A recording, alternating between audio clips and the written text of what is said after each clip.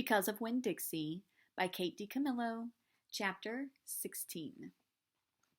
Littmus W. Block was just a boy when the firing on Fort Sumter occurred. Miss Franny Block said as she started in on her story. "Fort Sumter?" I said. "It was the firing on Fort Sumter that started the war," said Amanda. "Okay," I said. I shrugged.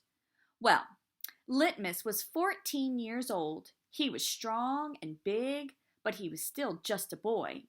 His daddy, Artley W. Block, had already enlisted, and Littmus told his mama that he could not stand by and let the South get beat, and so he went to fight too."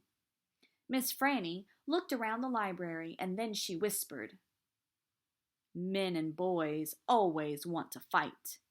They are always looking for a reason to go to war. It is the saddest thing. They have this abiding notion that war is fun, and no history lesson will convince them differently." Anyway, Littmus went on and enlisted. He lied about his age. Yes, ma'am, like I said, he was a big boy, and the army took him, and Littmus went off to war, just like that. Left behind his mother and 3 sisters. He went off to be a hero. But he soon found out the truth. Miss Franny closed her eyes and shook her head. "What truth?" I asked her. "Why, that war is hell," Miss Franny said with her eyes still closed. "Pure hell." "Hell is a cuss word," said Amanda. I stole a look at her. Her face was pinched up more than usual. "War," said Miss Franny with her eyes still closed, "should be a cuss word too." She shook her head and opened her eyes. She pointed at me, then she pointed at Amanda. "You, neither of you, can imagine." "No, ma'am," Amanda and me said at exactly the same time. We looked real quick at each other, and then back at Miss Franny. "You cannot imagine. Littmus was hungry all the time, and he was covered with all manner of vermin, fleas and lice, and in the winter he was so cold he thought for sure he would freeze to death.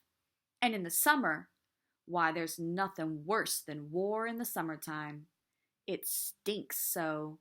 And the only thing that made Littmus forget that he was hungry and itchy and hot or cold was that he was getting shot at. And he got shot at quite a bit. And he was nothing more than a child." "Did he get killed?" I asked Miss Franny.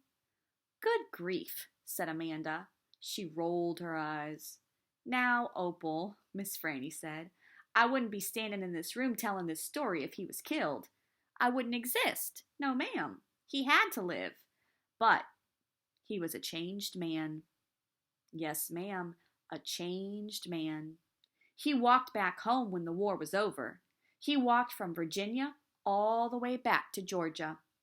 He didn't have a horse. Nobody had a horse except for the Yankees. He walked, and when he got home, there was no home there." "Where was it?" I asked her. I didn't care if Amanda thought I was stupid. I wanted to know. "Why," Miss Franny shouted so loud that Winn-Dixie and Amanda Wilkinson and me all jumped. "The Yankees burned it!" "Yes, ma'am, burned it to the ground." "What about his sisters?" Amanda asked. She moved around the desk and came and sat on the floor. She looked up at Miss Franny. "What happened to them?" "Dead. Dead of typhoid fever." "Oh no," Amanda said in a real soft voice.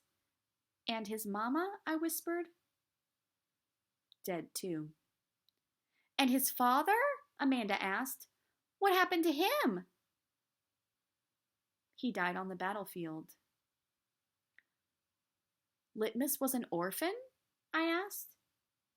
"Yes, ma'am," said Miss Franny Block. "Littmus was an orphan."